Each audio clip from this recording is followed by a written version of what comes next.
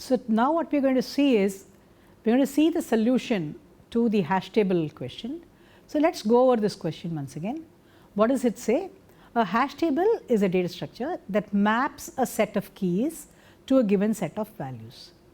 It uses a hash function to compute an index into an array of buckets or slots, okay, from which the correct value can be found or to which a correct value can be inserted. A hash function will assign each key to a unique bucket or slot.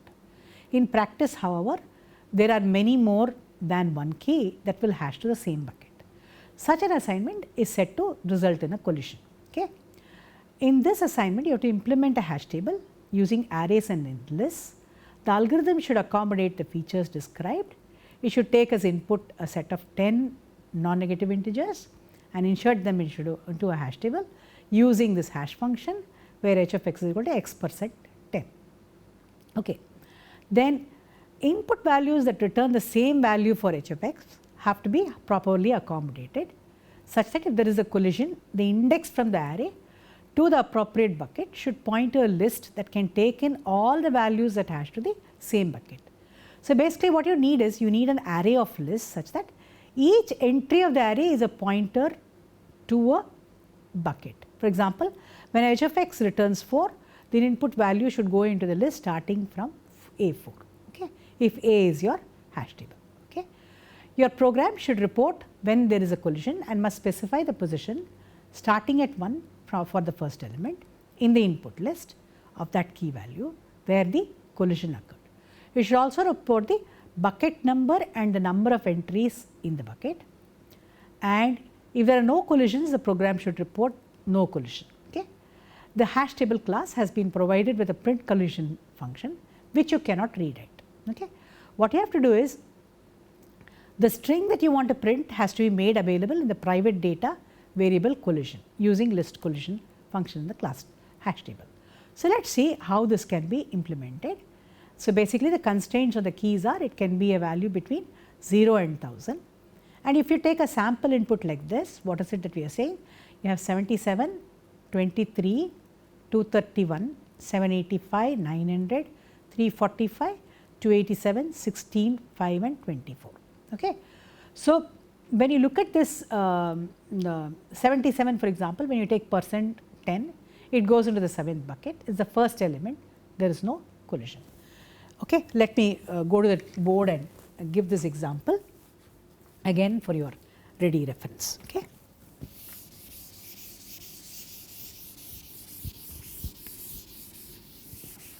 So, what do we have here? We have 77 and let me retrieve the numbers over here, 77, 23, 231, 785,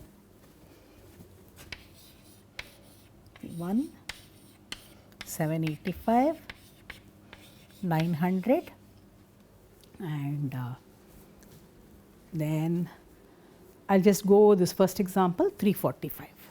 Okay. So, this is the key. So, what happens when you take this 77% 10, this gives you a value of 7. This 23% 10 will give you a value of 3. 231% 10 gives you a value of 1 and 785% 10 gives you a value of 5. 900% 10 gives you a value of 0. 345% 10 gives you a value of 5. So, now I am stopping with this because now what has happened? Okay. So, what did we see now? 77 hashes to an index of 7, 23 will hash to an index of 3, 231 will hash to an index of 1, 785 hashes to an index of 5, 900 to 0, 345 to 5. So, what do we have now? We have an array of, first we have to define an array. Now, in this array, what are the, how many elements do we have? We have 10 elements in the array.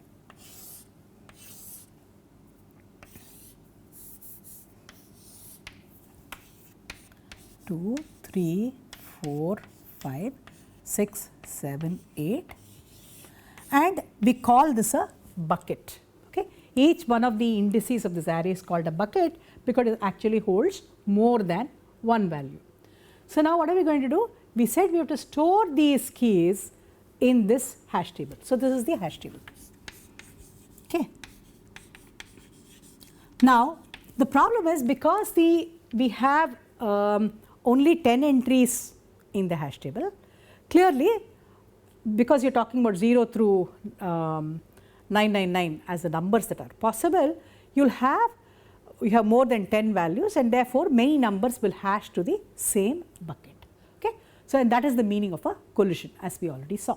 So, now let us see where will we put 77. We will put 77 over here.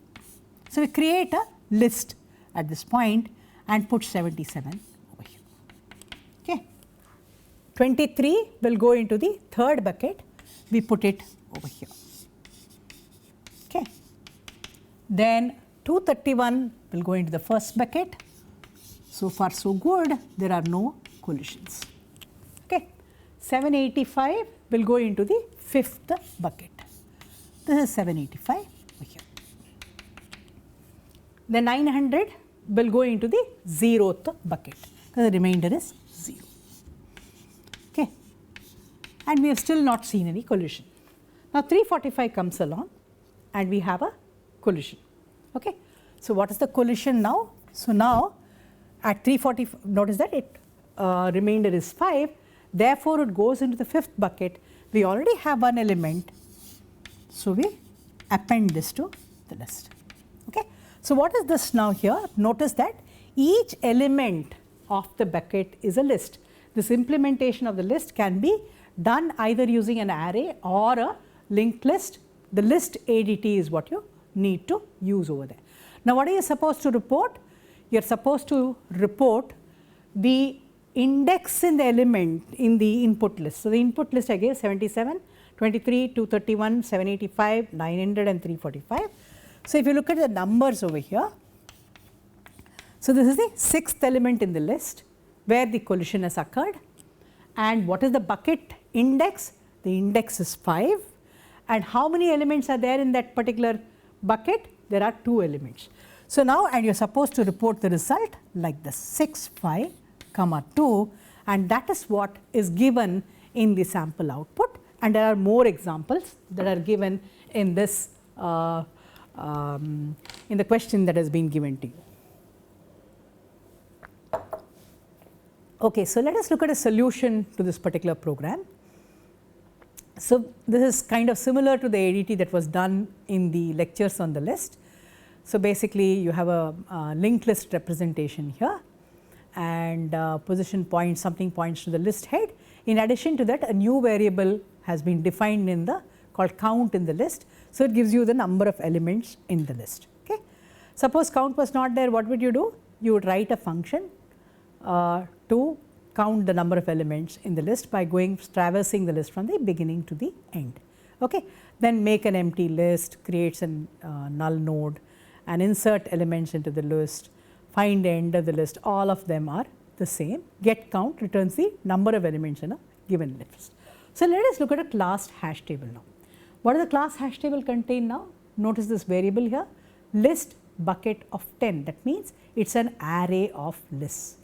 Then it gives you the bucket index, number of element bucket and position in the where you want to insert in the particular bucket, and a string, a collision which you are supposed to fill corresponding to the collision which you are supposed to fill up. And report call, this is required because they also say you have to print no if there has been a no collision. Okay. So, what are we doing now? Initially, because the hash table is empty, we set the counter in the hash table, the count for example to 0 for every one of the list. We have an array of lists. How many do we have? We have 10 elements in the array, and the counter in every element in the list, every element of the bucket hash table corresponding to the bucket is set to 0. Okay.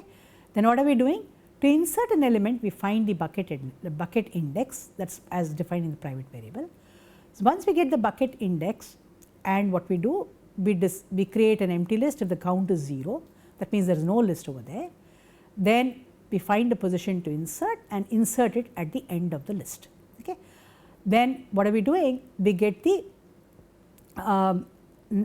the number elements in the bucket, basically at what position it has to be inserted in the given bucket, okay, and you return the number of elements in the given bucket, okay. That is what the insert function does, slight variant of the insert that was done, okay. And once you have this, you are all done. Then list collision, what are you doing? You are giving the position where the collision occurred, the bucket index and the number of elements in the bucket. That is all you need to do. So, basically this is what you have to fill up, okay. There is no big deal over here. There is a string to which you are basically concatenating the position and the bucket index and the number of elements in the index, okay. And the print collision will take care of it, okay. Then what is happening here? The print collision function is given, and what does the print collision do? If for example, there was a Boolean variable called report call, basically there is no collision that occurs, then it will print a no over there, okay. So, this is essentially what this ADT is all about. So, what are we doing here? Basically you are supposed to list the collisions that occur in the given data set, as you have seen in the example. So, let us run this with the given example over here.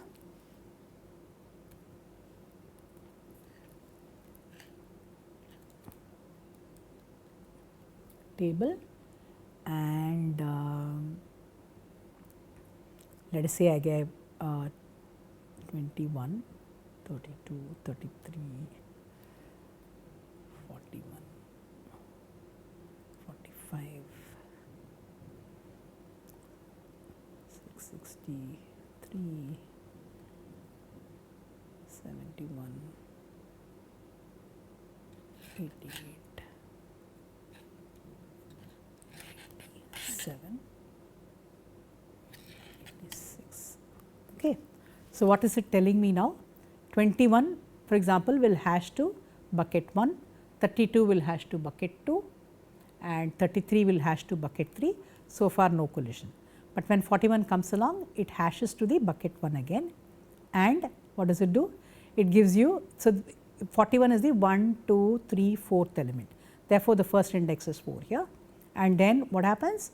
You have it is the bucket number 1 and the number of elements so far in that bucket are 21 and 41, which is 2. Okay. Then 45 again hashes to bucket 5, no collision. Then what happens? 663 hashes to bucket 3 and therefore there is a collision, therefore this is the 6th element, 3rd bucket, and now there are 2 elements because 33 and 663. Next what is happening? You have 71. Now 71 will hash to 1 again. So now this is the 7th element in the list, hashes to the first bucket, but now 21, 41, 71, there are 3 elements in the list. So this completes the solution for the hash table problem. So next we will look at the solution for the big int problem. Okay. Let us look at the big int problem.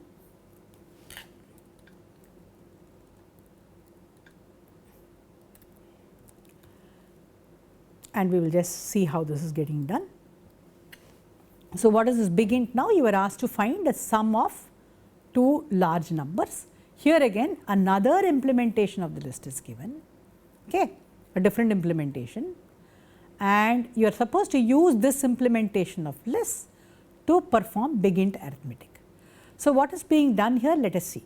So what are we doing? To perform big int arithmetic, what is suggested is you have to implement a class called big int now, and within this class you are using a private variable list, just like we did the stack from the list. And what are you doing? You are appending a given number, prefixing a big int number, and you have to perform this add operation and print. Okay.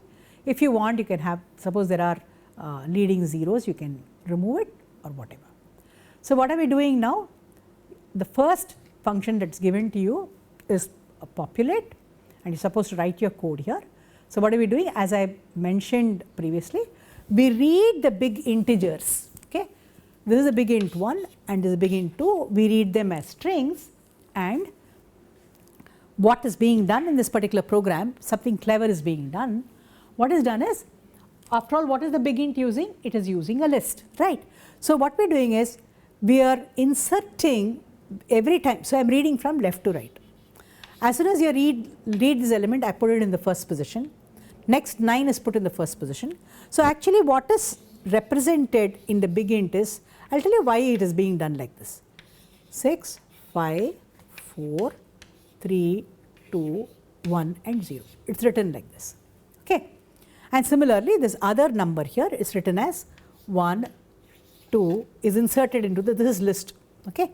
1, 2, 3, 4, 5, 6, 4, 1, 2 and 3 and 5.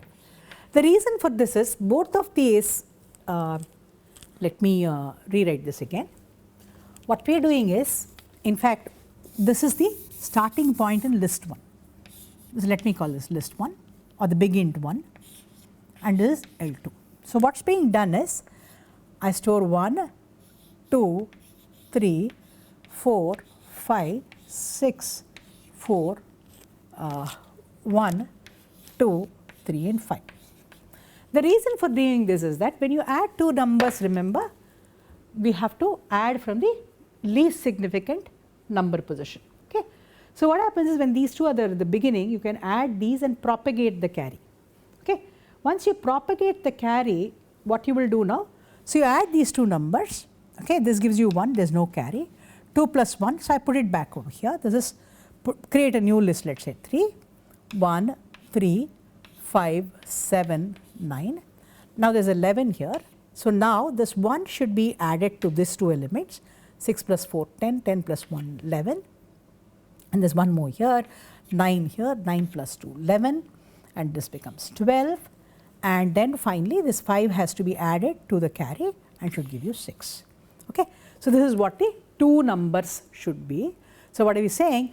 0 plus 1 is 1, 2 plus 1 is 3, 3 plus 2 is 5, 4 plus 3 is 7, 9, 11. Therefore, this becomes 6 plus 5, 11 over here and 1 is carried. So, 6 plus 2, oh, I wrote the number wrong over here, so 5, 6, 7, 9 and 8. So, what did we do here? 0, 6 plus 5, 11.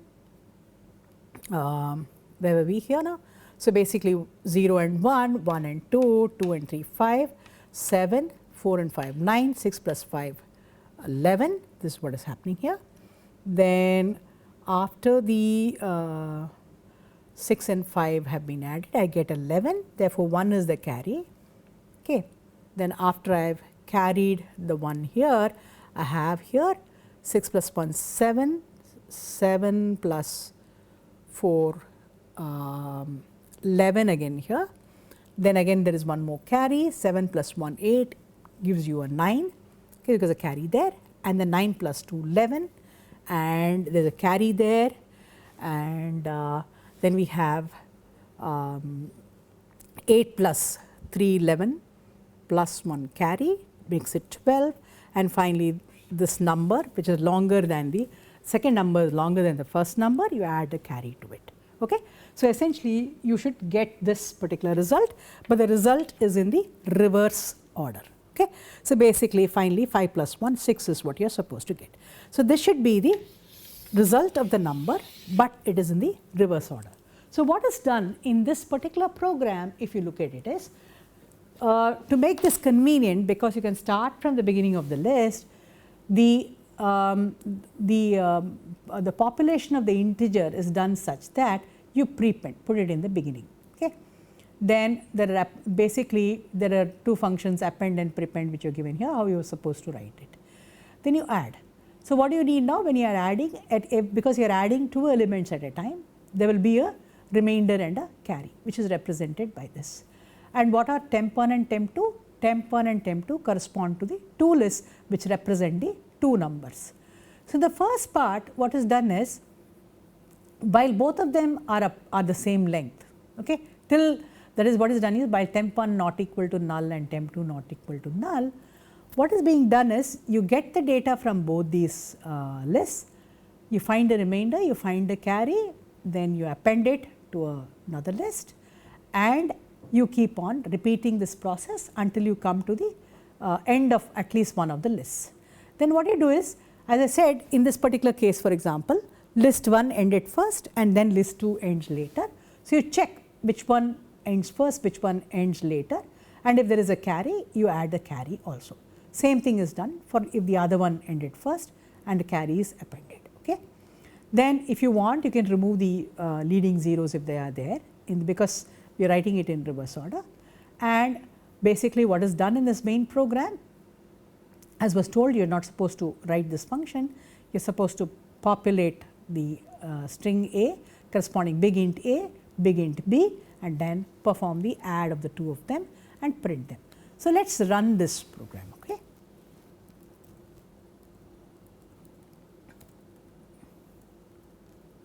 Okay. What does it expect now? Let me let us say 1 1 1 1. So, here I gave two reasonably big integers 1 1 1 1 2 2 2 2 2 and it gives me this. Let us run it again and let me give 9 9 9 9 and give 1. Then it gives you, notice that 9 9 9 9, these are two numbers. This one, the one given above is a big int and other one has only 1, but 9 plus 1 10. So, what happens? There is a carry and that is added to the next number and so on, this is repeated. Okay. So, this is the big solution to the big int problem. Okay. So, what we have looked at is the solutions to two of the problems that have been given as part of the data structures week 5 assignments, if I remember right.